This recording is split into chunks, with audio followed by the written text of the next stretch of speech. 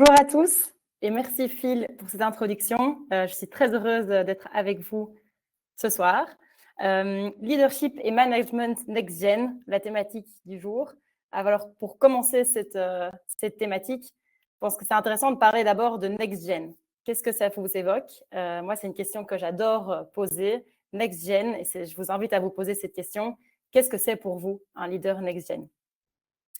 Alors, moi, la définition que j'y apporte personnellement, c'est qu'un leader next-gen, c'est un leader qui est engageant dans un monde qui change. Donc, c'est un leader, en fait, qui a conscience des grandes transitions qui ont lieu aujourd'hui dans le monde des entreprises et qui parvient à s'y adapter et à adapter sa gestion des talents pour rester engageant. Donc, c'est vraiment la thématique qu'on va aborder aujourd'hui. Et on va parcourir ensemble justement comment ce monde change et comment s'y adapter. Alors, ce sera à travers d'outils concrets. Et pour vous expliquer un peu pourquoi je suis là aujourd'hui pour vous parler de tout ça. Donc, comme Phil l'a présenté juste avant, en fait, via mon expérience chez eBloom, j'ai la grande chance de rencontrer quotidiennement des CEO, des directeurs RH, des top managers et d'adresser avec eux leurs challenges RH, de voir comment les changements peuvent prendre place dans les entreprises, comment s'y adapter, de découvrir aussi plein d'exemples hyper inspirants. Et donc, c'est ça que j'avais vraiment envie de partager avec vous aujourd'hui.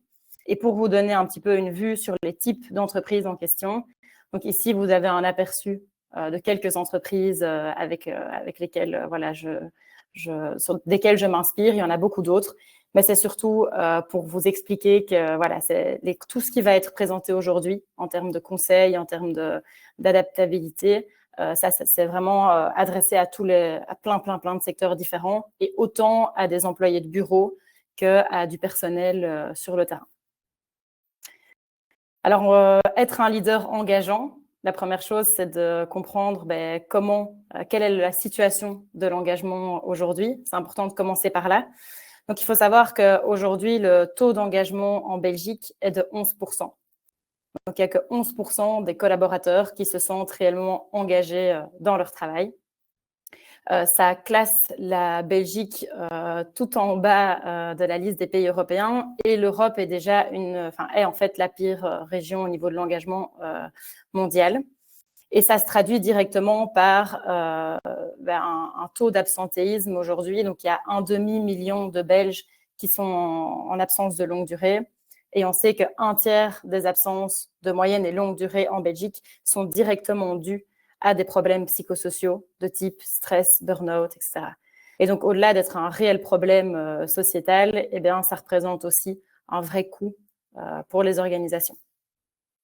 Alors, pourquoi est-ce que c'est important de travailler sur l'engagement, donc au-delà du bien-être que ça génère pour les personnes atteintes? En fait, Gallup a fait une étude où ils ont comparé des groupes, un groupe de collaborateurs engagés avec un groupe de collaborateurs moins engagés, et ils ont mesuré les différences qui pouvaient se passer entre ces deux groupes, et on voit des résultats flagrants en termes de rentabilité, de productivité, de turnover, mais aussi dans les groupes les plus engagés, on peut réduire jusqu'à 80% d'absentéisme. Donc, ça montre le réel levier qu'on peut avoir en investissant dans l'engagement de ses collaborateurs. Et en fait, l'objectif, c'est de voir ça comme une spirale où l'engagement, la culture d'entreprise et les performances sont extrêmement liés. Et que si on a des collaborateurs qui sont engagés et qui aiment ce qu'ils font au quotidien, ils vont contribuer à construire une culture d'entreprise positive où il y a de bonnes interactions, il y a un réel sentiment d'appartenance. Et avoir une culture forte vous permet d'atteindre de meilleures performances puisque vous allez pouvoir attirer les talents, les garder sur le long terme, augmenter votre taux de productivité, etc. Et donc, c'est vraiment une spirale vertueuse. Et l'objectif, c'est d'entrer, en tout cas de rester dans cette spirale. Et puisque tout est lié, c'est surtout aussi faire attention à l'effet inverse. Il y a déjà beaucoup de personnes qui ont pu témoigner de ça. Quand il commence à y avoir du désengagement dans l'entreprise, ça affecte la culture et donc inévitablement les performances. Et donc aujourd'hui, c'est de ça qu'on va parler, c'est comment du coup veiller à rester dans cet engagement, cette bonne culture, ces bonnes performances pour être une entreprise qui parvient à attirer et à garder ses talents. Alors, un monde qui change. On l'a dit, la définition d'un leader next-gen, c'est être engageant dans un monde qui change. Donc, ce qui est important, c'est d'abord de comprendre comment le monde change. Et donc, ce que je vous propose aujourd'hui, c'est de parcourir ensemble 4 grandes transitions qui ont lieu aujourd'hui dans le monde professionnel et de voir comment est-ce qu'on peut s'y adapter avec des exemples concrets pour justement, les implications que ça a en fait sur la gestion des talents pour rester engageant et avoir une culture et un leadership engageant. Alors, la première grande évolution qu'on observe, c'est qu'on est passé du paradigme de la fidélité à l'employeur vers celui de l'attention à l'employé. Alors, plusieurs choses expliquent cela. Déjà, on voit que là où les personnes proches de la retraite aujourd'hui ont occupé en moyenne 7 emplois le long de leur carrière, il est attendu des nouvelles générations qu'elles occupent entre 13 et 15 emplois différents. Donc, ça montre que déjà, il y a un mouvement qui est beaucoup plus prononcé et en fait que les collaborateurs ne vont plus rester juste par fidélité à l'employeur. Donc, si quelqu'un veut quitter, ce qui va faire que quelqu'un reste dans une entreprise ou ne reste pas, ça va vraiment se baser aujourd'hui sur l'expérience que cette personne vit dans son entreprise et pas uniquement par fidélité. Autre chose qui impacte ça, c'est qu'on est dans un marché de talent aujourd'hui. Donc, 80% des employeurs ont du mal à recruter. Et ce qui impacte également le rapport de force qu'il peut y avoir. On remarque dans les entretiens d'embauche qu'aujourd'hui, c'est presque plus à l'entreprise de se vendre qu'à la personne qui postule. Et donc là, il y a un réel rapport de force qui fait que l'entreprise doit travailler sur son employer branding et doit démontrer de l'attention à l'employé pour pouvoir rester attractive et attirer les talents au sein de son entreprise. Alors, statistique qui est hyper intéressante qui ressort d'une étude de McKinsey. Donc, McKinsey liste les raisons principales pour lesquelles les collaborateurs démissionnent. Et on voit en tête de liste le uncaring leadership. Donc, le fait que le leadership n'est pas assez attentif au sein de l'organisation. Et donc ça, c'est hyper intéressant de savoir que c'est une des plus grandes causes de démission aujourd'hui. Près de 3/4 des dirigeants reconnaissent qu'avoir un leadership qui est émotionnellement intelligent, c'est le seul moyen de réussir à l'avenir. Et on voit aussi que les collaborateurs sont prêts à réduire leur salaire pour une entreprise où le leadership est plus empathique. Alors, qu'est-ce que ça implique? Donc, c'est une opportunité qui est… on voit l'importance de garder, de mettre du leadership attentif pour garder ses talents, mais ça a une réelle implication financière aussi. Et ça, c'est un exercice que je vous invite à faire parce que c'est très concret et c'est vrai que c'est un coût qu'on calcule pas souvent. Mais de calculer, en fait, combien vous pourriez économiser dans votre organisation chaque année en mettant en place un leadership attentif. Donc, si vous avez une calculatrice sur votre téléphone, n'hésitez pas à la prendre. Et donc, puisqu'on sait qu'on peut réduire jusqu'à 35% des démissions en démontrant un leadership attentif, si vous faites 0,35 fois votre taux de démission dans votre entreprise, si vous ne le connaissez pas, il était de 11% en Belgique en 2023 selon Securex, donc fois 0,11, fois la taille de votre entreprise, donc le nombre de collaborateurs que vous avez, fois le coût d'une démission. Alors, il faut savoir qu'une démission peut aller jusqu'à 2 fois le salaire annuel de la personne. Ici, on va être gentil, on va mettre 50 000 €, donc une fois le salaire annuel moyen belge. De nouveau, si vous connaissez le salaire annuel de votre entreprise, n'hésitez pas à être plus précis. Et ce qui va s'afficher sur votre écran représente donc le coût qui pourrait être évité chaque année dans votre organisation au travers d'un leadership attentif. Donc, c'est gigantesque. Donc, à titre informatif, on parle de 190 000 € pour une boîte d'environ 100 personnes. Et ce coût-là englobe uniquement le coût lié aux démissions. Ça n'englobe pas la perte de productivité, le taux d'absentéisme, l'impact que ça peut avoir sur la réputation, etc. Donc ça, c'est vraiment pour montrer l'ampleur de l'opportunité qui se cache derrière ce leadership attentif. Alors maintenant qu'on a vu à quel point c'était important de le mettre en place, c'est important aussi de voir comment est-ce qu'on peut mettre en place ce leadership attentif. Alors, ce qui est important, c'est de commencer par essayer de comprendre qu'est-ce qui compose l'expérience de nos employés, de nos collaborateurs. C'est un exercice qu'on a fait chez eBloom, c'est d'analyser tous les facteurs qui peuvent impacter le quotidien au travail. Et donc, nous, on a identifié 22 facteurs d'engagement qu'on a réagencés en 5 grandes catégories pour que ce soit le plus visuel possible. Et donc, pour les parcourir rapidement ensemble, il va y avoir tous les facteurs qu'on appelle travail et style de vie. Et donc, qui directement, c'est la manière dont vos collaborateurs vivent le contenu de leur travail, est-ce qu'ils sont satisfaits du contenu de leur travail, des choses plus individuelles, leur sentiment d'apprentissage, leur équilibre pro, privé, etc. Et puis, il y a des notions plus collectives, donc équipe et interaction, l'ambiance au bureau, le travail d'équipe, la relation avec les collègues. Ensuite, on retrouve management et leadership. Donc, à quel point est-ce que la collaboration avec son manager se passe bien? Est-ce qu'on a assez de soutien? Est-ce que le leadership de l'entreprise est inspirant? Ensuite, politique et support. Là, c'est vraiment à l'échelle de l'organisation. Donc, toutes les grandes politiques qui sont mises en place, les conditions de travail, typiquement la satisfaction par rapport à l'environnement de travail mis à disposition. Et puis, finalement, adhésion et culture. Donc là, c'est la satisfaction de vos collaborateurs par rapport à la culture de votre entreprise, donc et l'image de votre entreprise. Donc, est-ce qu'ils sont fiers de travailler dans votre entreprise? Est-ce qu'ils partagent les valeurs de l'entreprise? Est-ce que ce sont de réels promoteurs de l'entreprise autour d'eux? Ce qui est intéressant, c'est de se dire aussi que donc, ces 22 facteurs, ils vont tous avoir un impact sur l'expérience de vos collaborateurs, mais pas de la même manière. Ils n'ont pas tous le même degré d'importance. Et là, on peut voir aussi qu'il peut y avoir des différences liées aux générations. Et donc là, ça nous entraîne sur le gap des générations. Et ce qui peut être intéressant, c'est de voir comment les attentes par rapport à notre vie professionnelle ont pu évoluer et de faire le parallèle de ça et la pyramide de Maslow. Donc, si tous ensemble, on fait un bond dans le passé, pourquoi est-ce qu'on travaille à la base? Pourquoi est-ce qu'on a commencé à travailler? C'est pour répondre à des besoins primaires. Donc, avoir un toit, pouvoir se nourrir, mettre sa famille à l'abri, voilà, les premiers besoins. Et puis est venu le besoin d'appartenir à un groupe, un besoin d'appartenance.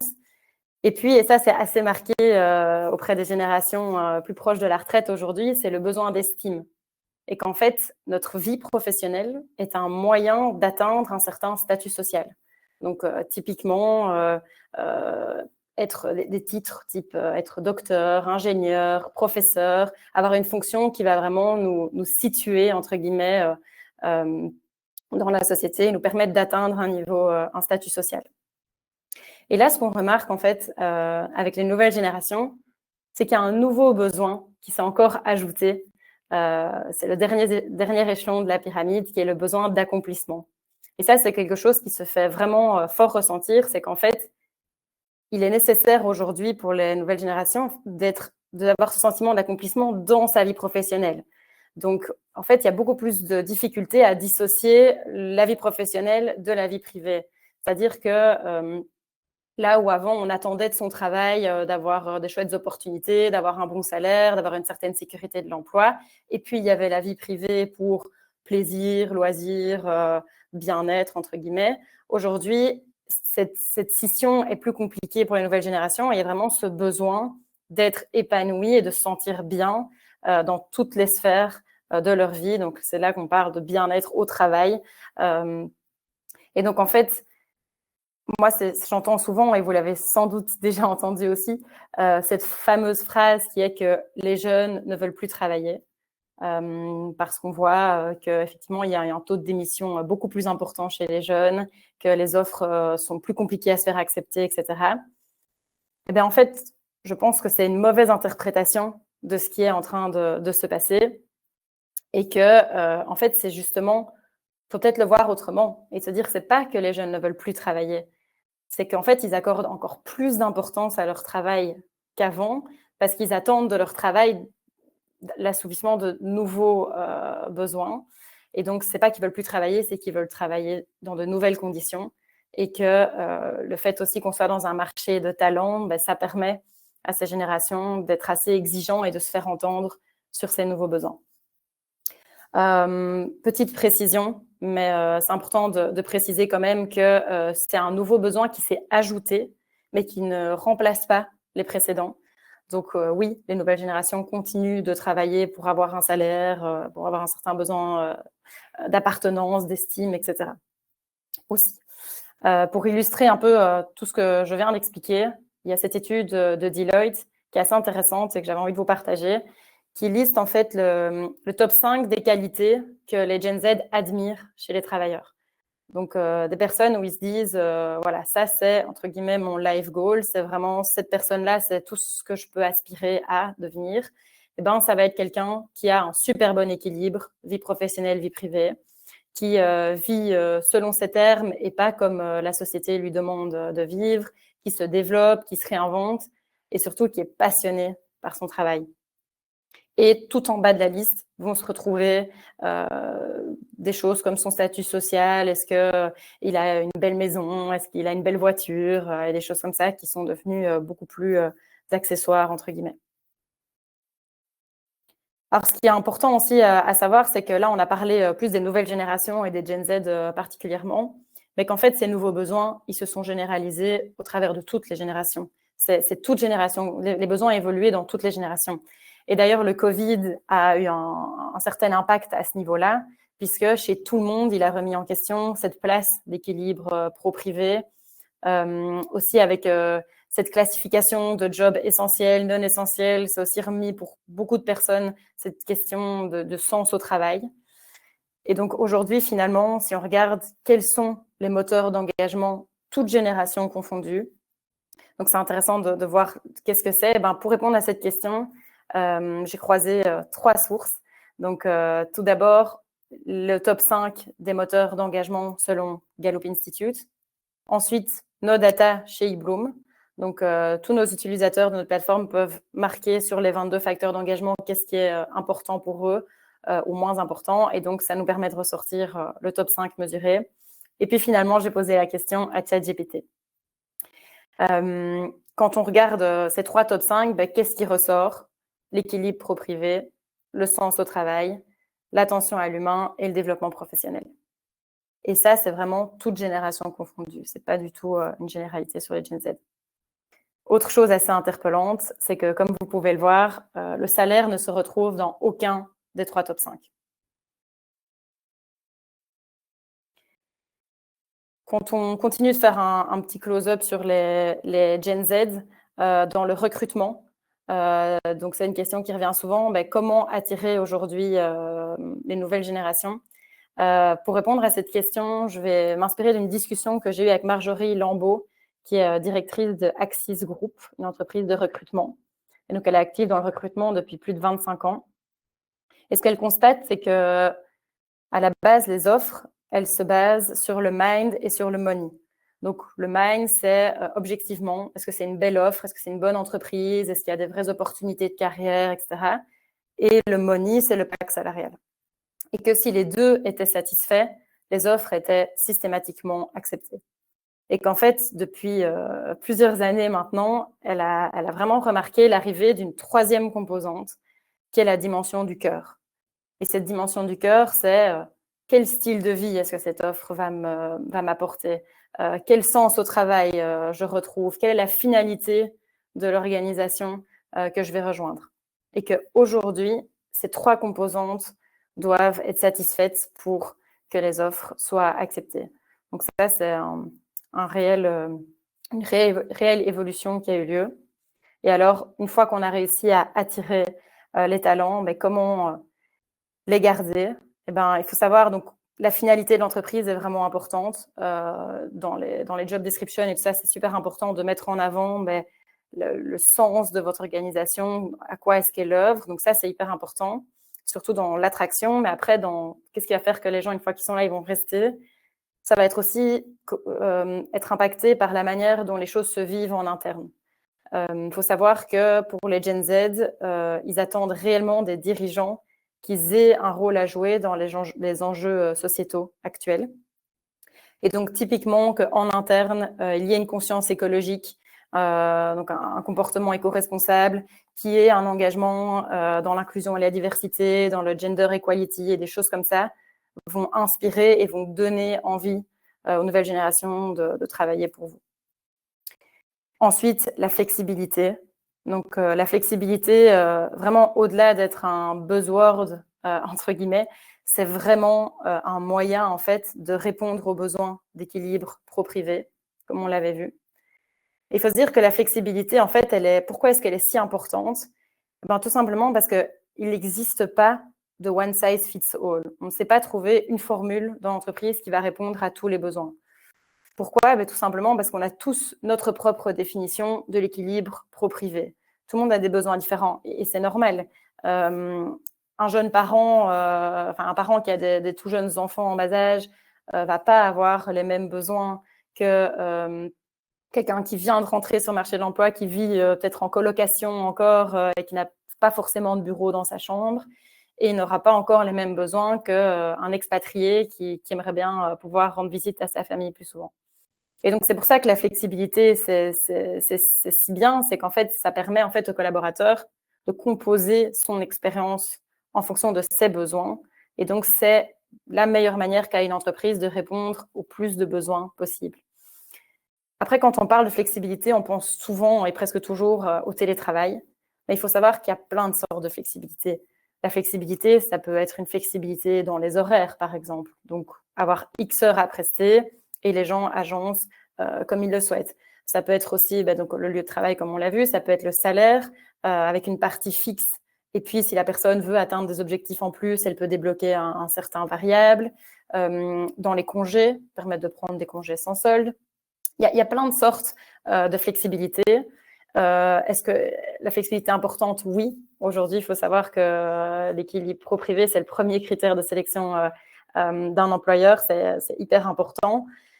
Et donc, la question que je vous invite à vous poser, c'est dans votre organisation, dans votre entreprise, et selon les contraintes que vous avez, toute entreprise a ses contraintes, que ça peut être lié à votre structure, ça peut être lié directement à votre core business qui, par exemple, ne permet absolument pas de télétravail. Enfin, voilà, toute entreprise a ses contraintes.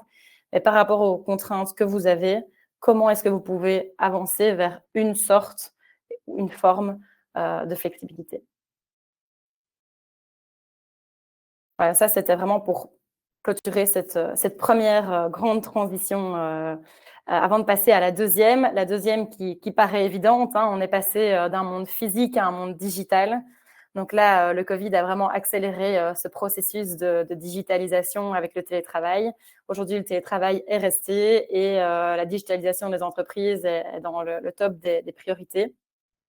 Alors, qu'est-ce que ça implique en termes de gestion des talents? Eh ben, je pense que le digital, il faut en fait réussir à le voir comme une opportunité plutôt qu'une menace. Donc, on entend souvent, voilà, digital fait peur, ça fait perdre le contact, ça fait perdre la cohésion d'équipe.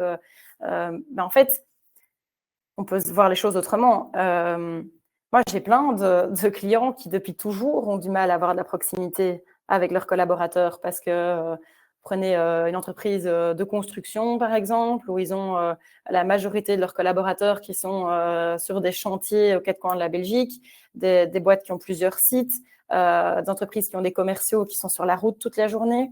Donc, en fait, ça a toujours été un challenge. Et par contre, aujourd'hui, grâce au digital, elles ont pu gagner en proximité, elles ont pu complètement créer du lien avec ces personnes, avoir des contacts beaucoup plus fréquents, etc. Et donc, le digital, ici, a vraiment permis un gain de proximité.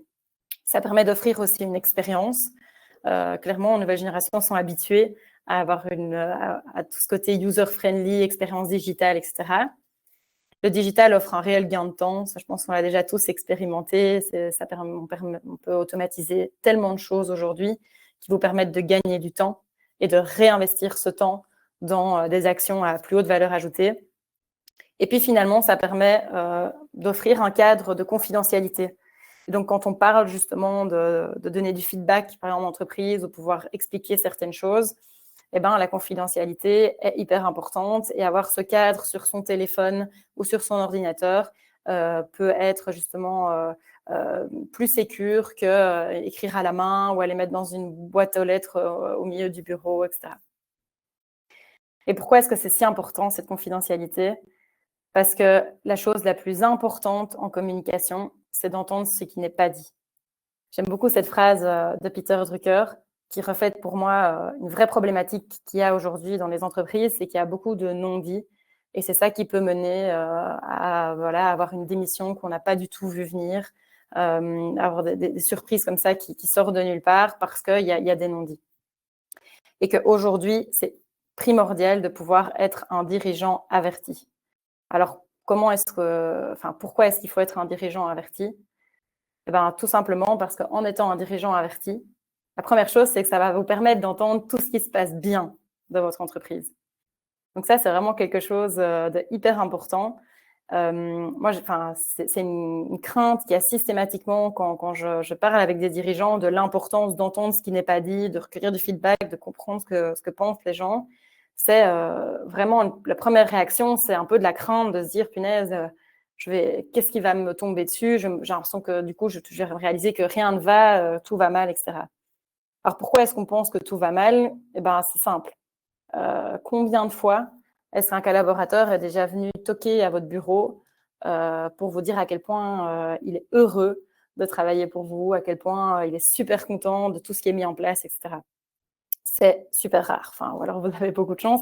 C'est rare parce qu'on pense moins à le faire quand ça va bien. Généralement, on en parle moins. Et donc, quand on dit entendre ce qui n'est pas dit, c'est plein de choses positives aussi, justement. Et donc ça, c'est hyper important de les entendre. Et on rend compte dans les faits que ça va faire ressortir beaucoup plus de positifs. Et c'est important pour une entreprise de comprendre quelles sont ses forces, parce que c'est ça qui crée votre marque employeur aujourd'hui. La deuxième chose, c'est que si, par contre, il y a quand même un problème quelque part, eh ben, il y a un problème quelque part. Et donc, soit vous le voyez et vous êtes directement en mesure de le traiter, soit vous ne le voyez pas, et alors on ne sait pas agir dessus, on ne sait pas le régler. Ensuite, il faut savoir aussi que pour un collaborateur, être en mesure d'exprimer quelque chose, de communiquer quelque chose, c'est déjà source d'engagement. Donc, ça va permettre justement à la personne de déposer ça et d'éviter qu'il y ait des frustrations qui grandissent. Et donc, ça, c'est déjà source d'engagement. Après, clairement, il faut savoir que ça ne s'applique que si cette expression est clairement écoutée et entendue. Autrement, ça peut aboutir plus à de la frustration qu'autre chose. Donc, ça semble évident. Et puis finalement, plutôt au mieux. Ça, c'est en fait, plus tôt vous savez quelque chose, plus tôt vous pouvez agir dessus avant que ça prenne trop d'ampleur. Donc ça, c'est aussi beaucoup de choses qu'on constate, de situations qui se sont envenimées et qui ont grandi alors que ça aurait pu être traité directement. Je parlais avec un dirigeant d'entreprise qui m'expliquait typiquement une histoire où il a dû se séparer d'un collaborateur. Il l'a fait dans de très bonnes conditions, justement pour que la fin de la collaboration se passe bien, en accordant certains avantages, etc. Et en fait, c'est avéré que cette personne, en quittant l'entreprise, a dit tout autre chose aux personnes de l'équipe.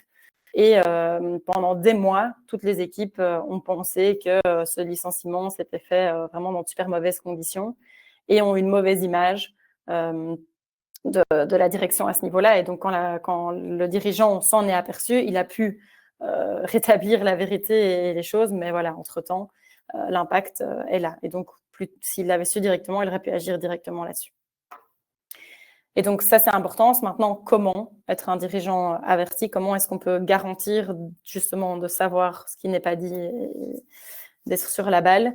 Eh ben, la première chose, c'est de véhiculer vraiment une écoute bienveillante, donc de communiquer aux collaborateurs que vous avez envie, en fait, de collecter du feedback, de vraiment véhiculer dites-nous. Dites-nous ce qui se passe, on est à votre écoute, on veut savoir ce que vous pensez, notre porte est ouverte. Donc ça, c'est une première chose, cette volonté d'entendre. Et la deuxième chose, c'est un espace de confiance. Donc ça, on se rend compte qu'aujourd'hui, si on veut garantir que les gens s'expriment, la place de l'anonymat reste hyper importante. Nous, on a fait une étude auprès de nos utilisateurs chez Bloom, justement, pour essayer de comprendre quel rôle a l'anonymat dans ce que les gens expriment.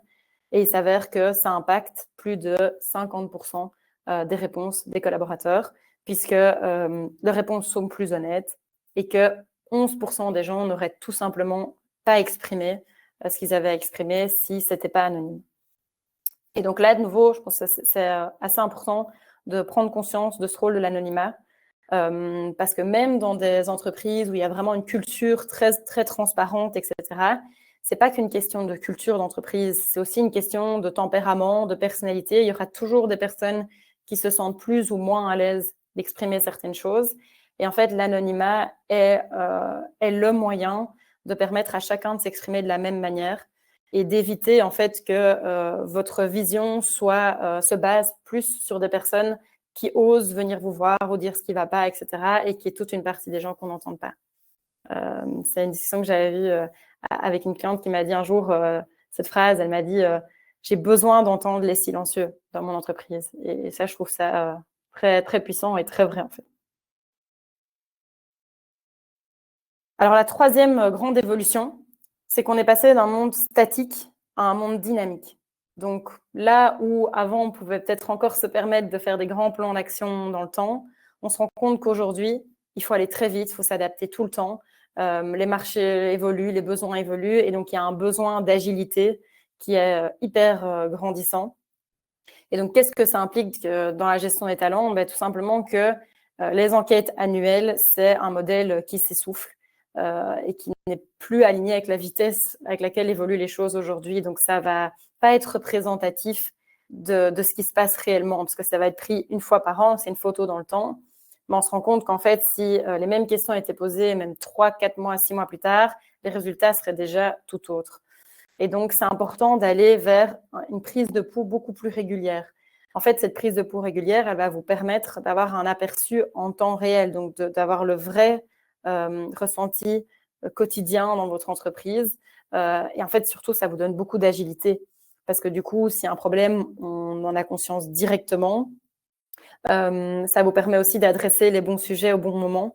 Donc, vous vivez quelque chose en interne, il y a une transition, il y a un changement qui a lieu dans l'entreprise. En fait, vous êtes capable d'adresser ces sujets avec vos équipes directement. S'il y a un problème, on le remarque et pas dans l'enquête 6 mois plus tard. Donc, voilà, ça donne beaucoup d'agilité dont on a besoin aujourd'hui.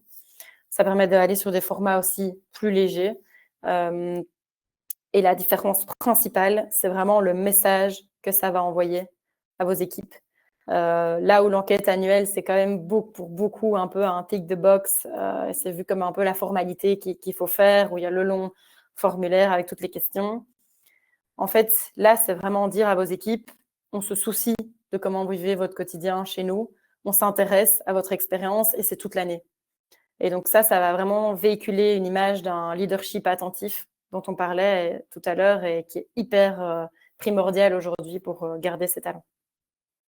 Alors, à titre indicatif, quand on parle de fréquence, donc l'année passée, on a interviewé une centaine de CEO de tout type d'entreprise en Belgique pour savoir à quelle fréquence est-ce qu'ils mesuraient la satisfaction dans leur organisation.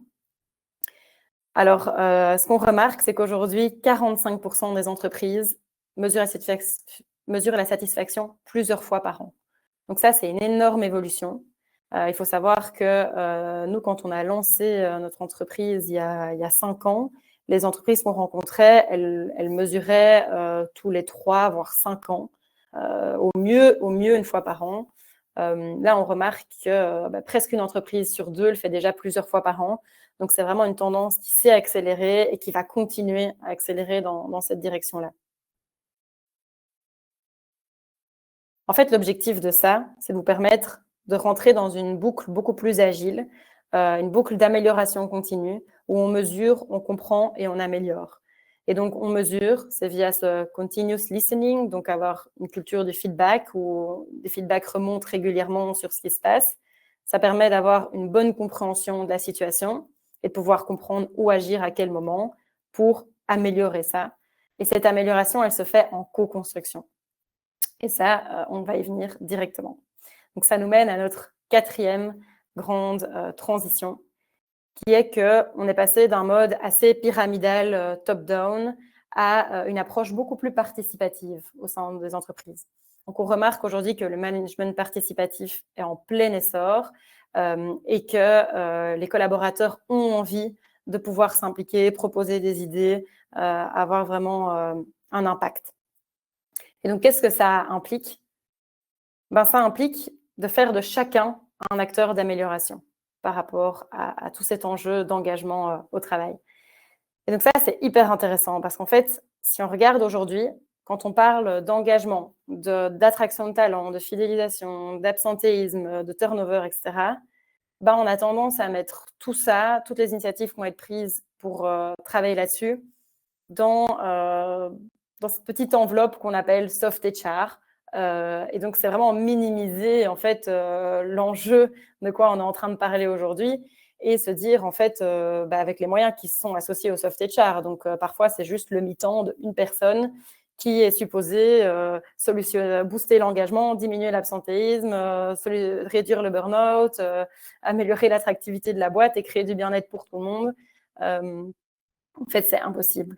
Et on parle d'un enjeu qui est beaucoup plus grand que des petites initiatives qu'on peut prendre en interne par rapport au soft HR. Donc, l'objectif, c'est vraiment d'impliquer tout le monde dans ce processus. Donc là, on va voir le rôle que chacun a à jouer. Et donc, évidemment, les ressources humaines restent hyper importantes, mais en tant que fédérateur et de facilitateur. Donc, le rôle des ressources humaines, c'est vraiment de fédérer et de faire comprendre à chacun le rôle qu'il a à jouer pour améliorer l'engagement au sein de l'entreprise et d'équiper, donner les bons outils pour le faire, fournir le cadre adéquat.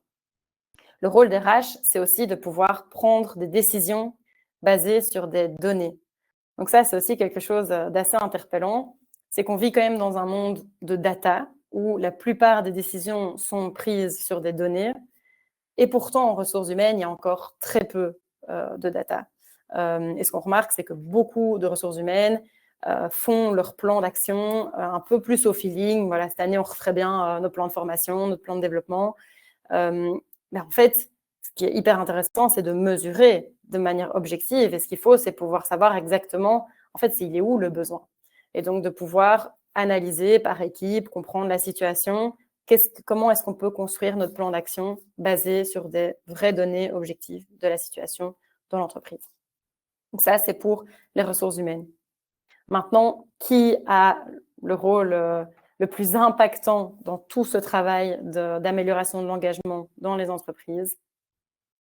C'est le management. Vous connaissez tous cette phrase, « People join companies, they leave managers ».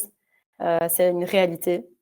Il faut savoir que 70% de la variation de l'engagement au sein d'une équipe dépend uniquement du manager. Donc, il a un rôle primordial par rapport à ça.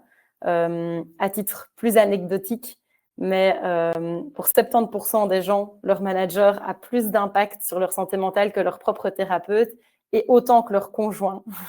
Donc ça, c'est plus à titre anecdotique, mais quand même, ça montre bien le rôle qu'a un manager. Et puis pourquoi les managers ont plus d'impact? Posez-vous aussi la question, combien de personnes connaissez-vous ont déjà quitté leur emploi à cause de leur RH? Voilà, donc petite parenthèse, mais donc c'est vraiment important d'impliquer les managers dans l'engagement. Et donc, comment est-ce qu'on fait ça? Eh bien, ça passe par une réelle réflexion de comment est-ce que vous recrutez, vous équipez et vous évaluez vos managers aujourd'hui. Donc, on pourrait faire tout un webinaire sur comment être un bon manager. Ce n'est pas le but aujourd'hui.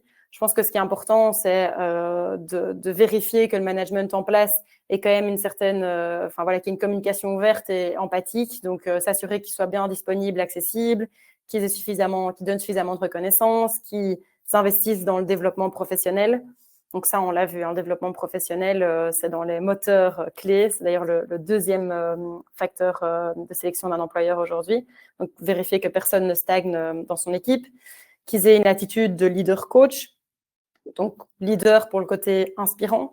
C'est le rôle du manager, c'est de pouvoir faire comprendre à chacun la valeur de son travail, comment est-ce qu'il contribue à quelque chose de plus grand, véhiculer les valeurs de l'entreprise, mais aussi coach, parce que c'est le manager au service de son équipe pour les aider à atteindre leurs objectifs. Et puis finalement, laisser place à la prise d'initiative. On l'a vu, l'importance du participatif aujourd'hui. Et donc, un manager qui laisse la place aux collaborateurs de proposer des idées, d'innover ensemble, etc. Donc ça, ce sont un exemple de compétences qui sont hyper intéressantes à avoir en tant que manager pour agir sur l'engagement. Et donc, ce qu'il faut se dire, c'est que si on attend ça des managers aujourd'hui, la question se pose, c'est est-ce qu'on les recrute par rapport à ça? Est-ce qu'on les équipe pour qu'ils puissent mettre ça en place? Et est-ce qu'ils sont évalués par rapport à ça?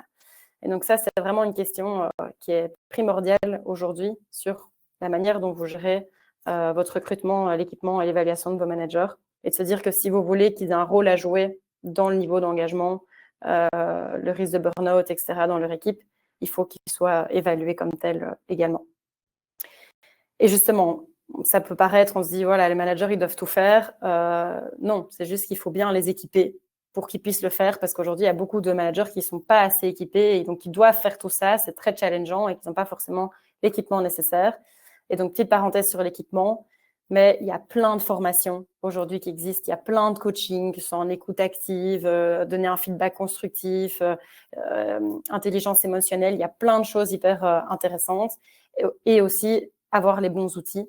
Donc, typiquement, les outils de communication, il y en a plein aujourd'hui, mais qui permettent de s'assurer qu'il y ait vraiment une communication fluide entre les équipes et leurs managers et que ce soit qu'il y ait la même facilité à parler à son manager quand on est au bureau que quand on est en télétravail, par exemple.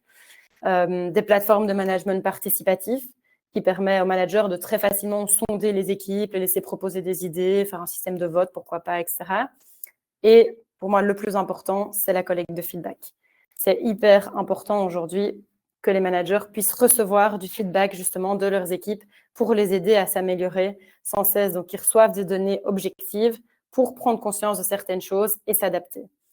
Donc, c'est vraiment comme vous penseriez d'office à faire une enquête de satisfaction à vos clients pour savoir comment améliorer votre produit. Eh bien, c'est la même logique.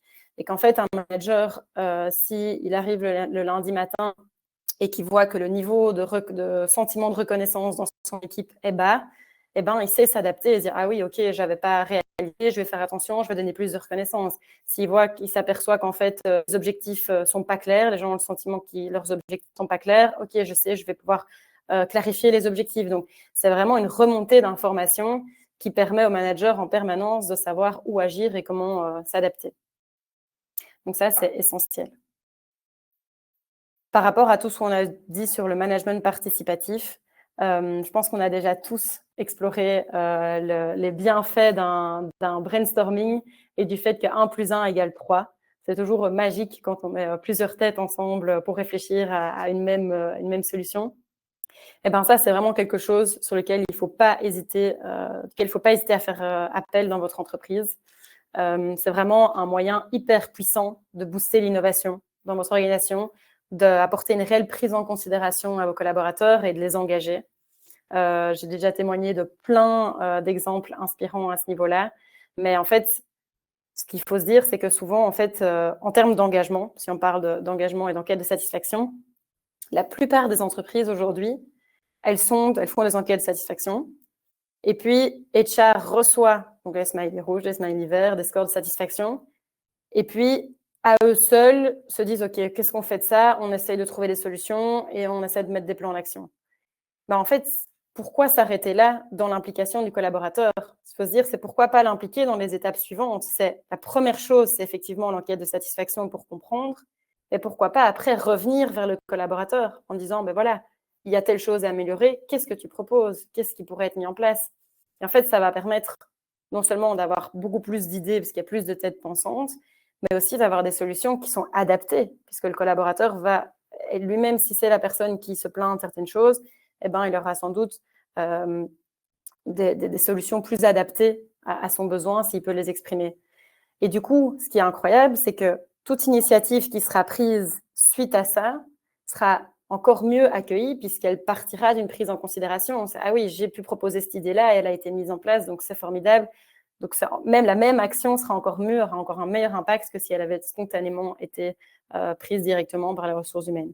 Donc ça, c'est incroyable. Au-delà de ça, d'autres exemples, une entreprise qui a voulu créer un nouvel intranet en interne, eh ben, ils ont fait ça de manière collaborative. Donc d'abord en posant la question à tout le monde, qu'est-ce que vous avez besoin comme fonctionnalité, qu'est-ce qu'il faudrait, dans quel ordre, etc. Ça leur a permis d'avoir plein d'idées et puis faire des feedbacks réguliers sur tout le développement.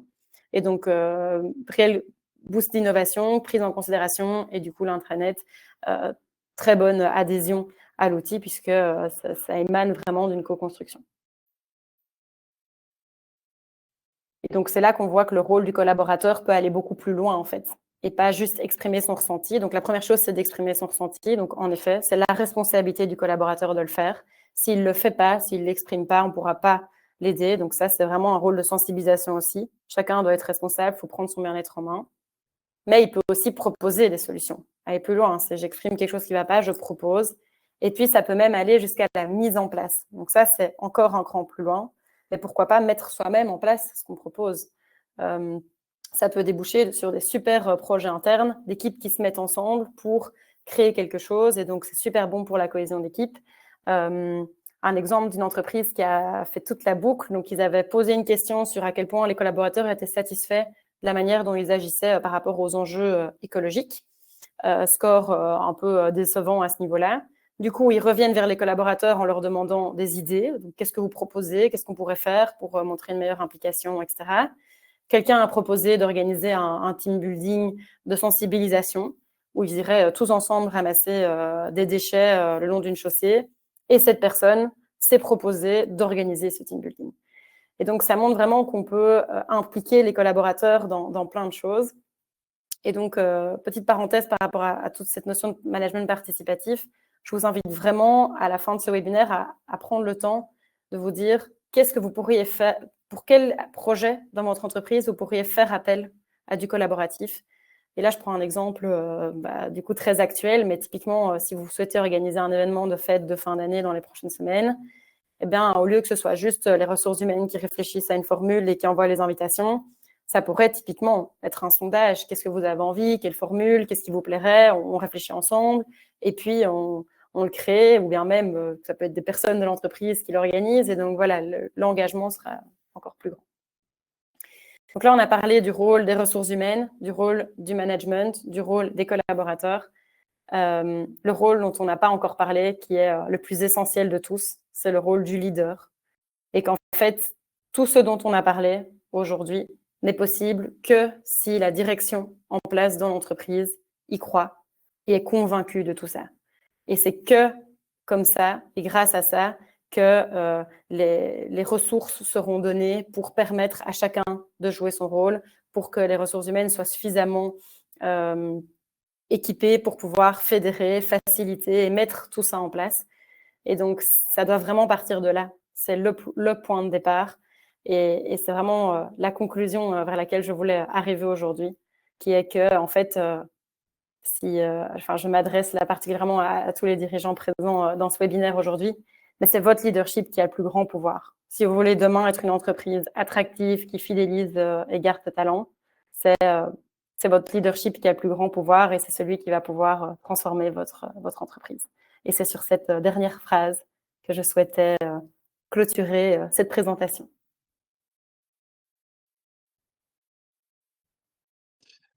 Merci Margot pour ce condensé de contenu, pour l'énergie aussi. Alors, c'est resté très calme vos questions, du côté des questions, et là ça se bouscule tout à coup. J'en ai noté une, moi, de mon côté, en attendant de découvrir les autres. Tu parles beaucoup de prise de pouls régulière, imaginer un engouement dès le départ, mais comment maintenir cet engouement sur le long terme? Oui, c'est vrai que ça, c'est une question qu'on pose souvent. C'est un peu une crainte quand on fait quelque chose de plus continu, de se dire est-ce que les gens vont pas finir par se lasser. Il faut savoir que plus on donne, plus on reçoit. Donc, en fait, un format continu, ça marchera toujours tant que, effectivement, il y a quelque chose qui suit derrière. Le but n'est pas de poser plein de questions, prendre plein de feedback et puis jamais réagir. Mais si c'est dynamique, comme on disait, donc c'est vraiment des petites initiatives au quotidien, on construit quelque chose, ça fait partie de la culture d'entreprise. Et nous, d'expérience, on a plutôt tendance à avoir une hausse dans les participations parce que au début, il y a un peu des réfractaires qui attendent de voir ce que ça donne et qui donc vont moins participer. Et puis finalement, quand on voit qu'il y a vraiment des initiatives qui se prennent derrière, qui sont prises derrière, ben voilà, ces personnes-là vont finir par rejoindre le mouvement. Alors ensuite, j'ai une question de Madeleine. Comment obtenir le buy-in du management? Alors, comment obtenir le buy-in du management? D'ici au prochain webinaire, il faut toujours leur offrir le livre Leader Next Gen. Je pense que c'est une bonne sensibilisation. Comme on l'a dit, si eux n'y croient pas, on s'est nulle part. Donc, c'est vraiment sensibiliser sur l'importance d'y croire et le fait que, comme on l'a dit, les gens rejoignent et quittent les organisations par rapport au leadership qui est en place. Et ils doivent eux, démontrer cet attachement à l'humain et s'impliquer. Et donc, voilà, je pense que ça passe par une sensibilisation. Et ravie d'y contribuer du mieux que je peux. Alors, j'ai une question relative aux interviews de sortie, mais quid d'interviewer ceux qui ne marchent pas? Voilà, ça nous vient de Magali. D'interviewer ceux qui ne partent pas. Donc, des évaluations. Tout à fait, OK, sur l'idée d'avoir des infos sur ce qui se passe bien, mais beaucoup d'organisations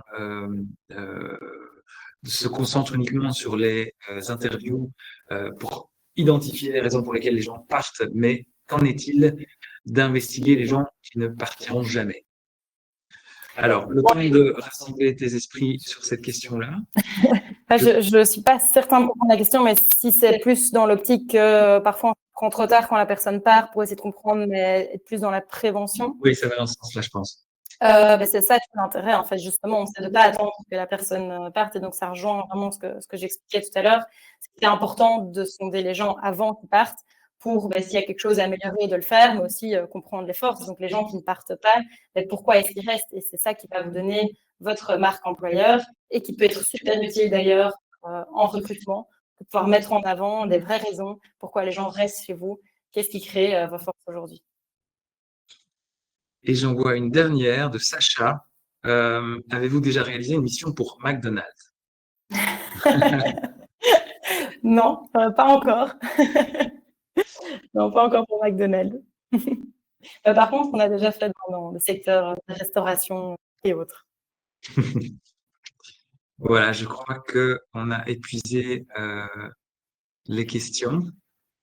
Je ne vois plus rien. Marco, le mot de la fin? Le mot de la fin. Donc juste, voilà, s'il y a des questions qui viennent par la suite ou que vous souhaitez adresser votre sujet un peu plus en particulier, n'hésitez pas à prendre contact avec moi. Donc ici, vous voyez mes coordonnées. Ravie d'échanger avec vous sur ce sujet. Si vous voulez aller aussi plus loin dans la thématique, donc ici, c'était un condensé en 1 heure, mais le livre Leader Next Gen va beaucoup plus loin dans tout ce sujet-là. Donc, vous pouvez vous le procurer soit chez Filigrane, soit sur Amazon, ou bien via notre site internet ibloom.be. Et puis, si vous cherchez concrètement un outil pour vous accompagner dans cette transformation de culture du feedback et de management participatif, vous pouvez aussi prendre directement rendez-vous avec nous pour qu'on puisse vous présenter ce qu'on fait et comment on pourrait vous accompagner au mieux. Voilà, donc j'espère vraiment que ce webinaire a répondu voilà, en une petite heure à vos attentes et ravie de continuer la discussion avec vous par la suite. Merci beaucoup. Merci à vous.